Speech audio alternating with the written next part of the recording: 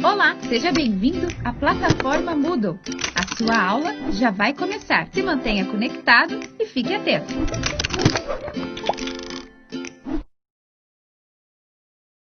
Olá pessoal, bem-vindos ao segundo tópico do nosso conteúdo programático da disciplina de Contabilidade Pública.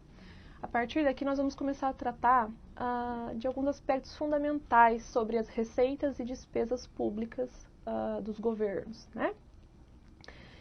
Bom, no nosso slide, para que vocês possam ir acompanhando, nós vamos ter ali já no segundo slide dessa segunda aula, uma informação muito importante sobre as receitas e despesas públicas. Isso precisa ser memorizado, gravado e compreendido, certo? Qual que é o nosso fundamento orçamentário para reconhecimento de receitas e despesas públicas? É o artigo 35 da Lei 4.320 de 1964. O que esse artigo 35 diz? Ele diz que pertencem ao exercício financeiro as receitas nele arrecadadas e as despesas nele legalmente empenhadas. O que isso quer dizer? Isso reflete basicamente o chamado regime orçamentário do governo, tá? É o nosso critério para a apuração do resultado dos governos, que nós chamamos de superávit ou déficit orçamentário. Portanto, de acordo com o artigo 35, receitas arrecadadas dentro do exercício financeiro menos despesas empenhadas dentro do exercício financeiro resulta em superávit ou déficit orçamentário, ok? Precisamos lembrar disso porque isso é muito importante, nós vamos retomar isso algumas vezes ao longo da disciplina e tentar entender a diferença desta perspectiva de regime orçamentário em relação à perspectiva do regime patrimonial contábil propriamente dito. Existe diferença. Ok, vamos lembrar desse artigo e vamos começar a falar primeiramente das receitas, que é o nosso item 2.1. Então, item 2.1, receitas. No slide número 4, nós começamos a ter algumas classificações principais, importantes. De início, eu trouxe 3 classificações para vocês, né, quanto às receitas públicas. A primeira que a gente vai ver é quanto à procedência da receita pública, né? A receita pública pode ser derivada ou originária. O que diferencia uma receita derivada da originária? A derivada é aquela que o governo consegue auferir por meio do exercício de sua soberania estatal, da sua capacidade, da sua autonomia para tributar, para cobrar tributos, né? A imposição constitucional ou legal, certo? É o caso das receitas tributárias, das receitas de contribuições e tudo que for correlato a isso. Receita originária, por outro lado, é toda aquela receita arrecadada pelo governo quando ele atua na exploração de algum tipo de atividade econômica, o que normalmente acontece por meio das suas entidades de administração indireta, as empresas públicas e as sociedades de economia mista, principalmente, certo? É o caso das receitas comerciais, receitas de prestação de serviço, receita de vendas de produtos industriais, agropecuários, etc. Tá? Inclusive, algumas rendas provenientes da exploração do patrimônio público também podem ser incluídas como receitas originárias. Então, essa é a nossa primeira classificação quanto à procedência da receita pública. No próximo slide, número 5, nós temos mais uma classificação importante, talvez até uma das mais importantes. É a classificação quanto ao efeito da receita orçamentária na situação patrimonial líquida, ou no patrimônio líquido dos governos. O que nós estamos falando? A receita orçamentária, ou receita pública, vamos considerar receita pública por enquanto, pode ser efetiva ou não efetiva. O que isso quer dizer? Vamos olhar a definição. Receita efetiva é aquela em que os ingressos de disponibilidade de recursos não foram precedidos de registro de reconhecimento do direito e não constituem obrigações correspondentes. Em termos contábeis, o que isso quer dizer? Quer dizer que a receita pública arrecadada dentro de um exercício financeiro gera como contrapartida, em termos contábeis, um reflexo positivo no patrimônio líquido, por meio de um registro de variação patrimonial aumentativa. Ou seja, a receita efetiva aumenta o patrimônio líquido do governo. Por outro lado, a receita orçamentária não efetiva, vamos olhar a definição, aquela em que os ingressos da disponibilidade de recurso foram precedidos de registro do reconhecimento do direito ou constituem obrigações correspondentes. Em termos contábeis, o que isso quer dizer? Que esta receita orçamentária, quando arrecadada, tem como contrapartida, né, apenas a baixa de um direito a receber, de um ativo, ou então o reconhecimento de uma obrigação correspondente, ou seja, um valor a pagar, como é o caso das operações de crédito, aquela situação em que eu tomo dinheiro emprestado, o dinheiro entra no meu caixa a débito, mas eu tenho que creditar um empréstimo a pagar no passivo. Esse tipo de fenômeno gera modificação patrimonial apenas qualitativa, né? São fatos permutativos entre ativos e passivos lá no nosso patrimônio líquido. E, obviamente, não causa variação no montante, no saldo do patrimônio líquido do governo no período.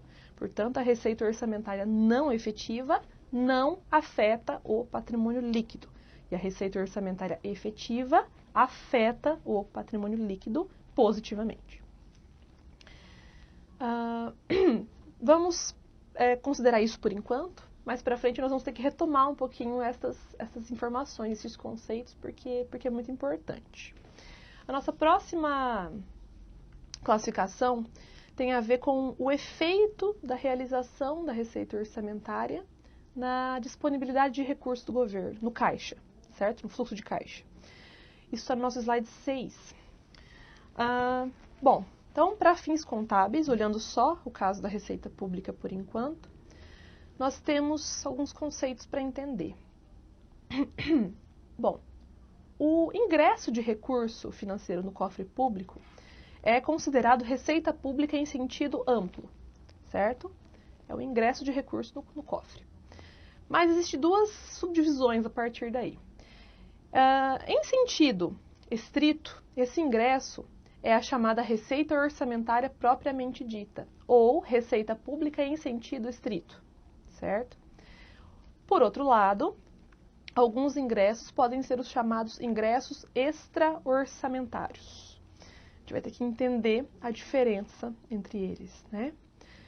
Quando nós estamos falando do ingresso que corresponde à receita orçamentária propriamente dita, nós estamos falando de recursos que entram no cofre público e pertencem ao governo, certo? Dentro do exercício. Aumenta a disponibilidade de recurso que o governo pode utilizar para pagar a despesa pública prevista no seu orçamento, né? Então, aumenta o saldo financeiro e pode ser utilizado como uma fonte de recurso para os programas governamentais. Obrigatoriamente, a receita pública deve estar prevista na LOA, ok? Como nós aprendemos na aula anterior. Diferentemente, o ingresso extra-orçamentário é um recurso que entra no cofre público, mas já tem uma vinculação destinada, ou seja, é um dinheiro que é depositado por um período de tempo determinado. É um recurso temporário. Passa pelo cofre do governo, mas por questões legais, normativas, burocráticas, deve obrigatoriamente ser repassado para outro destino, ok? O Estado, portanto, é um mero agente depositário do ingresso extra-orçamentário. O ingresso extra-orçamentário não integra a LOA, porque não aumenta a disponibilidade de recurso e não é recurso, não é disponibilidade que o governo pode utilizar para pagar as suas despesas orçamentárias. Certo? É um recurso transitório, apenas passa pelo caixa, pela tesouraria do governo e é repassado para outro destino. Um exemplo disso são os depósitos em calções, como uma etapa normalmente obrigatória de processo de licitação, as fianças, as operações de crédito por antecipação da receita orçamentária, que é um tipo de empréstimo para cobrir desequilíbrio de tesouraria, né, por um intervalo pequeno de tempo, entre outros aspectos, como algumas retenções de valores, né? Retenções de tributos ou contribuições incidentes sobre a folha de pagamento dos servidores. O governo retém uma contribuição previdenciária da folha de pagamento, deixa de pagar para o servidor, retém, ingressou no seu caixa. Mas, obrigatoriamente, ele tem que destinar isso para o fundo de previdência, certo? Por isso, é um recurso transitório. Quais seriam os exemplos de receitas orçamentárias, então? São vários e nós vamos aprender quais os tipos, né, de receitas daqui a pouquinho na continuidade da aula. Para nós entendermos isso, é necessário nós compreendermos as classificações da receita orçamentária e é nisso que a gente vai se aprofundar a partir de agora, tá? Então, no slide 7, nós temos ali as 3 principais classificações da receita, da forma como vão constar na LOA e nos sistemas de informação do governo ao longo da execução do orçamento. Essas classificações são estabelecidas pela Secretaria de Orçamento Federal, né, como nós já vimos, e eu diria que a mais importante delas para fins de orçamento é a primeira, classificação por natureza. Essa classificação por natureza está prevista na Portaria Interministerial 163 de 2001, já com diversas atualizações subsequentes, né? Mas que é uma fonte importante a ser consultada. Depois nós temos a classificação por fonte de destinação de recursos, nós vamos entender um pouquinho como ela é, e depois a classificação por indicador do resultado primário, que é um tema que será melhor abordado quando chegarmos lá no aspecto fiscal, lá na frente, mas nós vamos entender um pouquinho, né, o básico, o que é resultado primário, o que a classificação da receita tem a ver com isso, tá? Primeiro, vamos falar então sobre a classificação por natureza, Portaria Interministerial 163 de 2001 e atualizações. Slide 8. Essa classificação por natureza tem como finalidade deixar claro, com base em uma codificação que consta na LOA, para discriminar os tipos de receita que nós temos, qual o fato gerador, o acontecimento, o evento que poderá originar o ingresso de receita no cofre público, tá?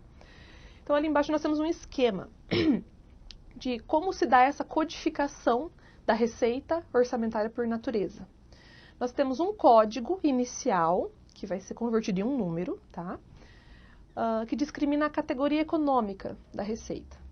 Dentro de cada categoria econômica existem as origens de receita, também discriminada por um código. Dentro de cada origem existirão as espécies, um código, um dígito. Dentro das espécies, um conjunto de 4 dígitos, que é o desdobramento para a identificação de peculiaridades da receita. E, por fim, mais um dígito para discriminar o tipo de receita, tá? Então, ao todo, nós temos essa quantidade de códigos que aparecem na classificação por natureza. E aí nós vamos entender alguns pontos mais importantes sobre esta classificação. No slide 9, a gente vai começar a falar sobre a categoria econômica. São 2 categorias econômicas de receita que precisam ser entendidas, tá? A primeira categoria econômica é sempre designada pelo código 1, é a chamada receita corrente. A receita corrente é a receita arrecadada dentro do exercício financeiro que visa financiar os programas e ações do governo. Normalmente, pagar as despesas correntes também. Uma característica essencial destas receitas correntes é de que elas normalmente, né, como regra geral, provocam um efeito positivo sobre o patrimônio líquido. Ou seja, em regra geral, receitas correntes são receitas efetivas, vão provocar um acréscimo no patrimônio líquido do governo. Exemplos de receitas correntes: receitas de tributos, de contribuições, aquelas provenientes da exploração do patrimônio estatal, receitas provenientes da exploração de atividade econômica, né? E aquelas provenientes de transferências também. Nós vamos ver que essas são algumas origens de receita corrente. Ok, por enquanto. No próximo slide, slide 10, nós vamos ter a segunda categoria econômica de receita, designada sempre pelo número 2, receitas de capital. Aí a gente tem uma interpretação um pouquinho diferente. Essas receitas aumentam as disponibilidades financeiras do Estado E são instrumentos de financiamento também dos programas e ações orçamentários que constam lá no nosso orçamento desde o PPA. Só que, em geral, as receitas de capital não afetam o patrimônio líquido, não provocam alteração no saldo do patrimônio líquido, ok? Então, como regra geral, receita de capital é receita não efetiva, regra geral. Por que ela é não efetiva? Porque quando nós vamos fazer o lançamento contábil do ingresso deste recurso no cofre público, nós vemos que o lançamento gera apenas fatos permutativos entre ativos e passivos. Ou seja, receita de capital normalmente deriva da constituição de dívidas. Eu reconheço o ingresso de recurso no caixa com uma obrigação equivalente a pagar, ou então da conversão em espécie de bens e direitos. Eu converto ativos de curto ou longo prazo em disponibilidade de recurso. Existem, sim, algumas receitas de capital que podem afetar o patrimônio líquido, mas daí são as exceções. Já a gente vai resumir isso para vocês, né? Ok. Dentro de cada uma destas categorias econômicas de receita, nós temos as origens. No slide 11, vocês vão ver isso. Dentro das receitas correntes, nós temos as seguintes origens. Primeiro, impostos, taxas e contribuições de melhoria, contribuições, receita patrimonial, receita agropecuária, receita industrial, receita de serviços, transferências correntes e outras receitas correntes. Então, regra geral, todas essas origens de receita que vocês têm aí são receitas efetivas. Quando ocorre o ingresso de recurso no disponível, ocorre, dentro do exercício financeiro em algum momento, um acréscimo do patrimônio líquido. Qual é a exceção dentro das receitas correntes? É a receita de dívida ativa, que vai estar dentro da origem número 9, outras receitas correntes. Por que a dívida ativa é uma receita corrente não efetiva? Porque o efeito no patrimônio líquido causado pela receita de dívida ativa ocorreu em exercício financeiro anterior. No exercício financeiro atual, em que está ocorrendo a execução orçamentária, a única coisa que nós temos é o ingresso do recurso como resultante da baixa de um direito a receber, que é o crédito inscrito em dívida ativa a receber no ativo, certo? Então, a receita de dívida ativa é a exceção entre as receitas correntes, porque todas as demais são efetivas. Do outro lado, nós vemos as receitas de capital.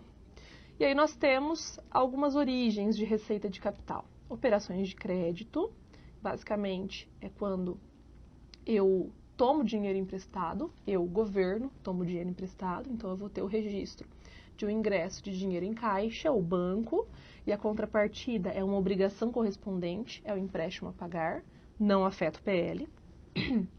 Eu tenho alienação de bens, quando eu alieno ativos de curto ou longo prazo, mas o mais comum, alienação de ativos não circulantes, como imobilizado, por exemplo, sem ganho de capital.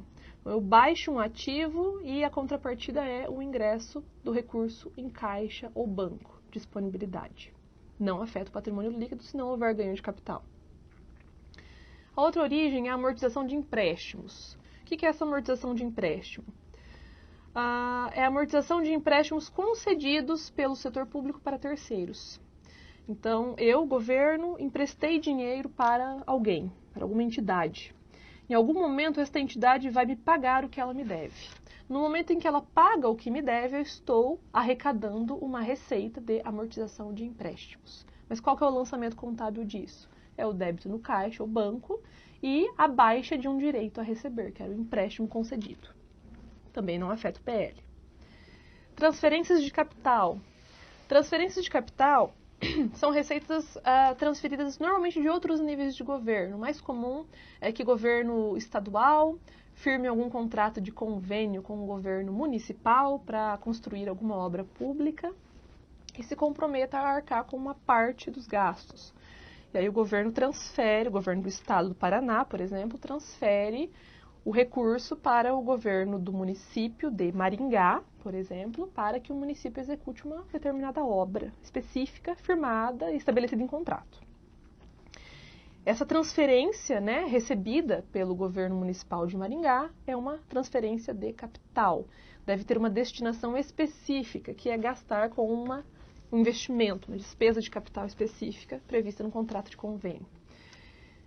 Este tipo de receita de capital é o único tipo de receita de capital efetiva que provoca efeito no PL, ok? No patrimônio líquido.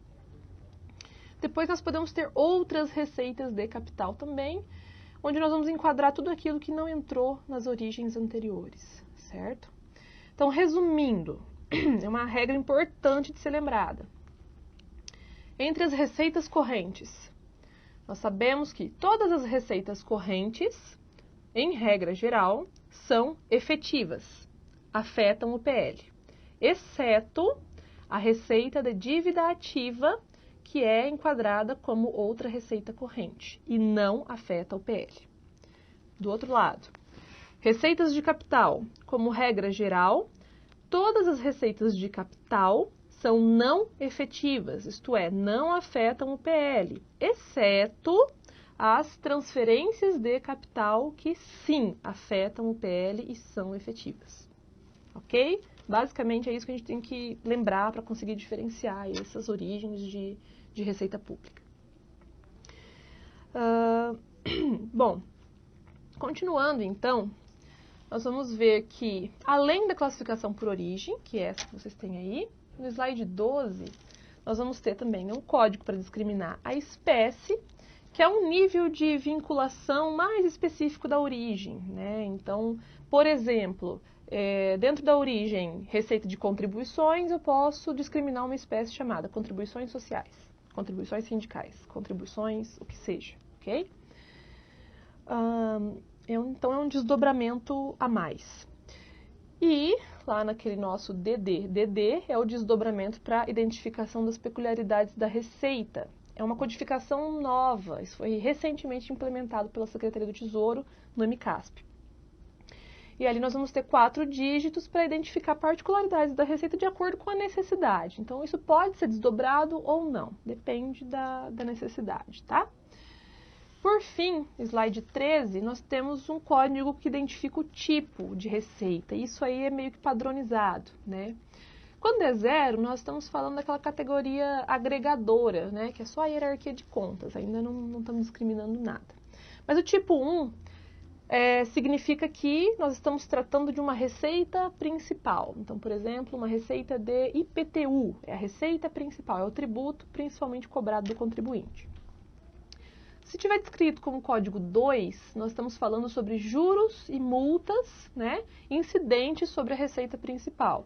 Naqueles casos em que transcorreu o prazo que o contribuinte tinha para pagar o IPTU para o governo municipal e a dívida continua em aberto, certo? E aquilo existem juros e multas transcorrendo. Essa parcela de juros e multas é designado com o código 2. Juros e multas incidentes sobre a receita principal de IPTU.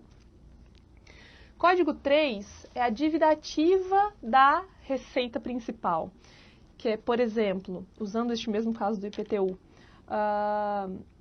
o contribuinte deixou transcorrer o ano inteiro, né, sem pagar o IPTU para o governo municipal, encerrou o ano, iniciou o ano seguinte.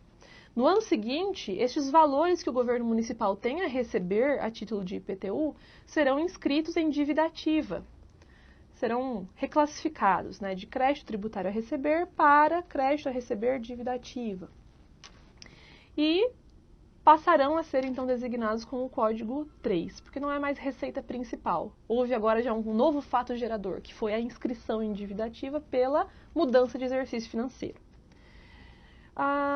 Certo, pode também acontecer de a dívida ativa permanecer lá em aberto. O crédito de dívida ativa ainda não foi pago, transcorreu o prazo de renegociação estipulado com o contribuinte e o contribuinte ainda não pagou o tributo, né? O que acontece? Incidirão novos juros e multas sobre a dívida ativa pelo transcurso do prazo que permaneceu ali, né, sem o pagamento.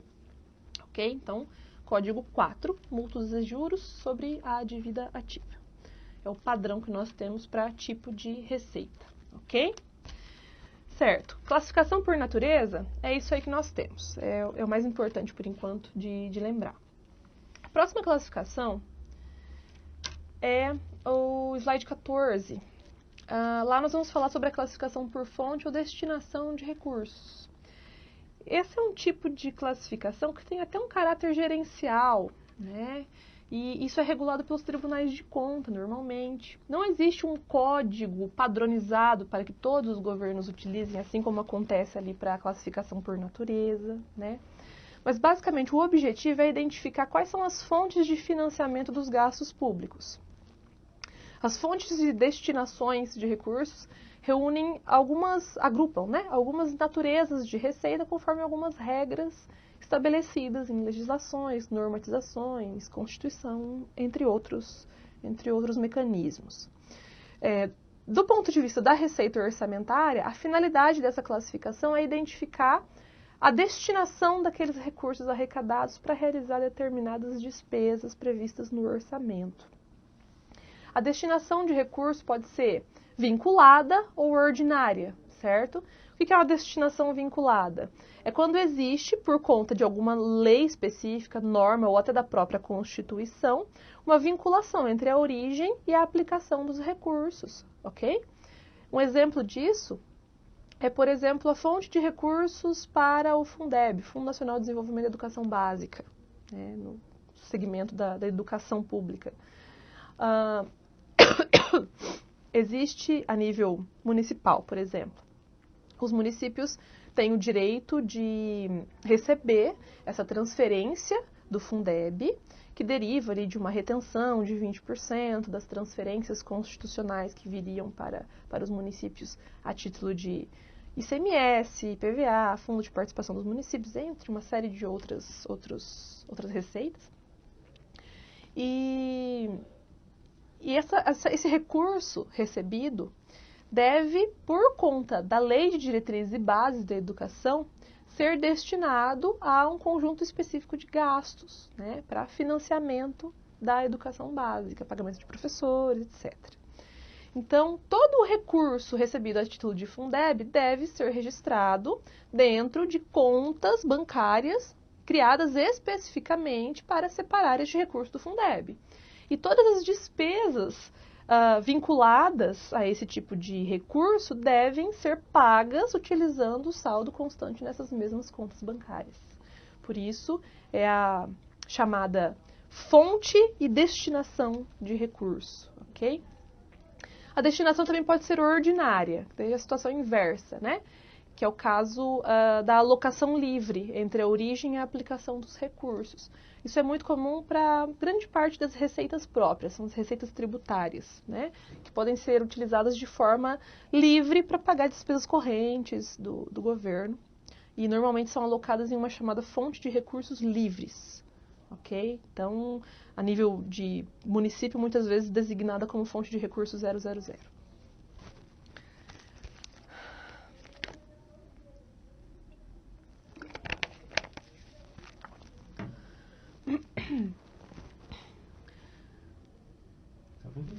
Ainda não. No próximo slide 16, nós temos algumas informações resumidas sobre o indicador, a classificação por indicador de resultado primário. Basicamente, isso significa distinguir receitas que não têm caráter financeiro e que podem ser consideradas no cálculo do resultado primário do governo. O que é resultado primário? É a diferença entre as receitas e despesas do governo, excluindo da conta tudo aquilo que tenha vínculo com juros ou financiamentos tomados e concedidos, ok? Quando a diferença entre receitas e despesas primárias é positiva, nós temos um superávit primário. Se for negativa, nós temos um déficit primário, certo? Não existe nenhuma codificação específica para separar essas receitas, classificá-las quanto a componentes ou não do resultado primário, mas é importante identificar isso quando chegarmos lá no aspecto fiscal da contabilidade pública e aprendermos a forma de apuração do resultado primário do governo, ok? Então, isso vai ser retomado posteriormente na disciplina. Por enquanto, é isso que a gente precisa saber sobre as classificações da receita orçamentária. Na sequência, nós vamos falar um pouquinho sobre as etapas da receita orçamentária, o que consta no slide 17. Isso também é muito importante de entender, principalmente para fins de compreender posteriormente a diferença entre o regime orçamentário e o regime patrimonial contábil. Com base na figura do slide 17, nós vemos que a receita orçamentária se subdivide em duas fases principais. A primeira é a fase de planejamento, onde nós temos uma única etapa, que é a etapa de previsão, e depois, a partir do primeiro dia de vigência do exercício financeiro, se inicia a fase de execução, onde nós temos mais 3 etapas de execução: o lançamento, a arrecadação e o recolhimento. Então, nós precisamos entender o que quer dizer cada uma destas fases e etapas, ok? Bom, próximo slide. O que é previsão da receita orçamentária dentro da fase de planejamento que ocorre no exercício anterior ao período de vigência da LOA, ok? Compreende a previsão de arrecadação da receita orçamentária, que vai ser incorporada na LOA, resultante de metodologias de projeção usualmente adotadas, observadas as disposições constantes na LRF. É o que nós fazemos lá na etapa de elaboração da LOA. Nós precisamos prever a receita orçamentária que se espera arrecadar no exercício subsequente e incorporar na lei orçamentária anual. Certo? Essa é a etapa de previsão. Vamos usar algumas metodologias, muitas vezes estatísticas, para fazer essa estimativa. Slide 19. Iniciando, então, a fase de execução orçamentária, a partir de 1º de janeiro, que é o início da vigência do orçamento aprovado, nós vamos começar a executar a receita orçamentária. E aí, nós poderemos ter a etapa de lançamento. Artigo 53 da 4.320 define o lançamento como um ato da repartição competente que verifica a procedência do crédito fiscal e a pessoa que lhe é devedora e inscreve o débito desta. Basicamente, o que isso quer dizer? Significa que eu, governo, com base na minha legislação tributária, por exemplo, reconheço na minha contabilidade que tenho o direito de cobrar um determinado imposto de um determinado contribuinte, ok? Então, eu vou reconhecer, por exemplo, a nível de governo municipal, o direito de receber um crédito tributário de IPTU, a receber, por exemplo, e a contrapartida é uma variação patrimonial aumentativa, por exemplo. O lançamento não é uma etapa obrigatória para todas as receitas orçamentárias, né? Para muitos casos, dependendo das características da receita orçamentária, o lançamento acontece simultaneamente à arrecadação. Então, o lançamento é uma etapa mais comum de ser reconhecida separadamente no caso das receitas tributárias. Vocês vão ver que isso é o mais comum. Slide 20. Depois que eu efetuei o lançamento, que foi reconhecimento do direito de receber um determinado valor, normalmente de receita tributária, vai ocorrer a arrecadação dentro do exercício financeiro. O que é a arrecadação? Corresponde à entrega dos recursos devidos ao Tesouro pelos contribuintes ou devedores por meio dos agentes arrecadadores ou instituições financeiras autorizadas pelo ente. Por meio de instituição bancária ou que seja, o contribuinte vai fazer o pagamento do tributo que ele deve para o governo municipal, por exemplo.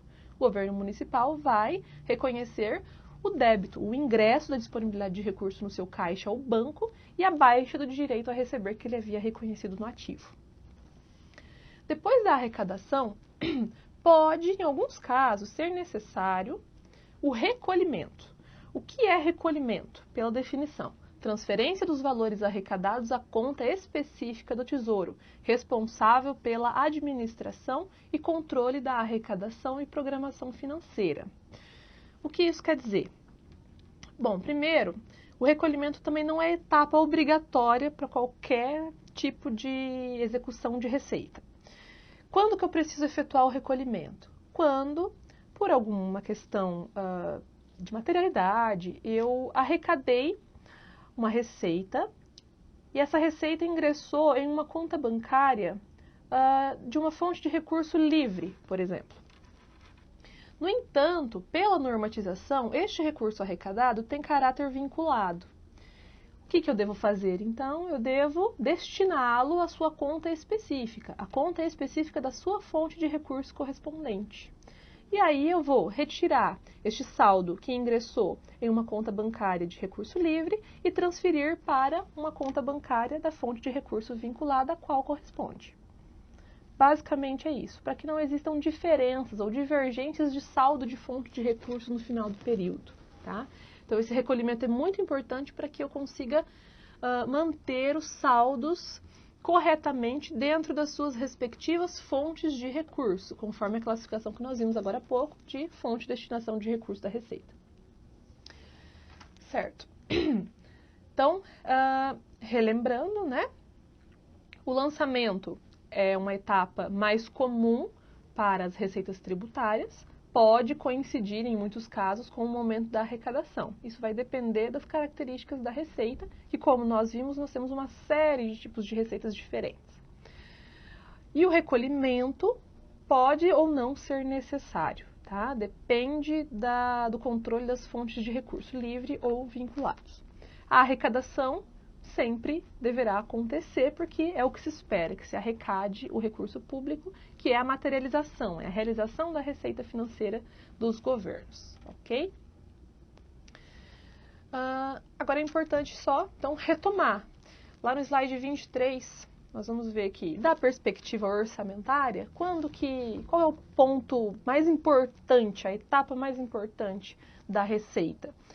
É o momento da arrecadação. O artigo 35 da Lei 4.320 diz que a receita orçamentária é considerada realizada no momento da arrecadação. Portanto, nós temos um regime de caixa para a receita orçamentária do ponto de vista orçamentário.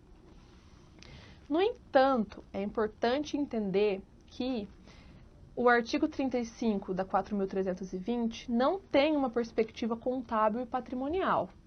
Da perspectiva contábil e patrimonial, o que nós temos que seguir é o que consta no slide 24, a norma brasileira de contabilidade técnica aplicada ao setor público, que prevê que receitas devem ser reconhecidas por regime de competência, ok? Então, essa é a nossa perspectiva contábil patrimonial. Da perspectiva contábil patrimonial, não é a arrecadação que importa, mas sim o fato gerador da receita. Quando que acontece o fato gerador da receita pública? Normalmente tende a coincidir com o lançamento, mas isso não é regra geral, ok? Pode coincidir com o lançamento. Então, no próximo slide 25, nós entendemos um pouco melhor isso, né? Qual que é o momento da ocorrência do fato gerador? Se a gente for olhar a atividade tributária, a gente pode tomar como base, como referência, né, o momento do lançamento do tributo, que é a primeira etapa da execução da receita. Porque nesse momento em que se verifica a ocorrência do fato gerador da obrigação correspondente, se determina a matéria tributável, se calcula o montante do tributo devido e se identifica o sujeito passivo, que é quem está devendo para o governo. Tendo-se identificado este momento do fato gerador, é possível, então, reconhecer, né, o direito, contabilmente, a receber com uma contrapartida em uma variação patrimonial aumentativa, ou VPA, por competência. Então, agora, vamos resumir esse problema dos regimes olhando para a receita orçamentária, né?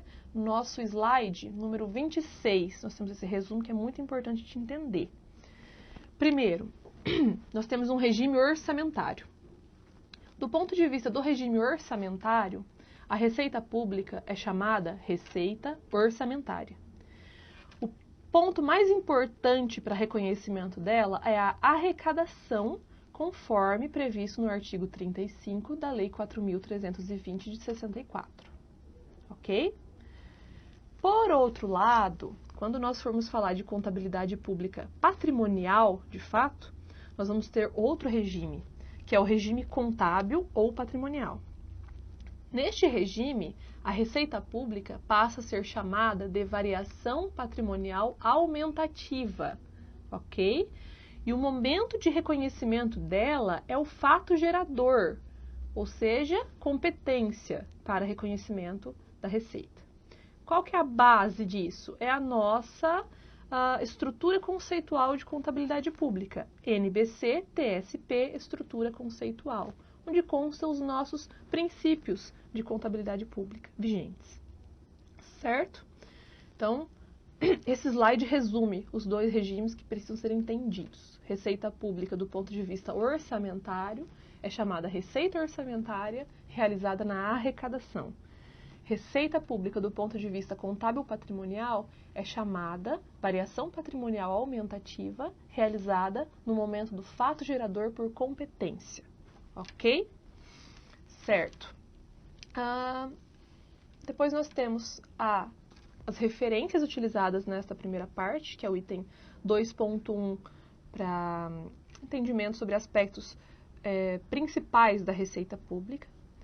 E na nossa próxima aula nós vamos começar a abordar de forma semelhante, né, conceitos e classificações principais relativos à despesa pública, então, e também entender essa diferença entre os dois regimes de reconhecimento, ok? Muito obrigada!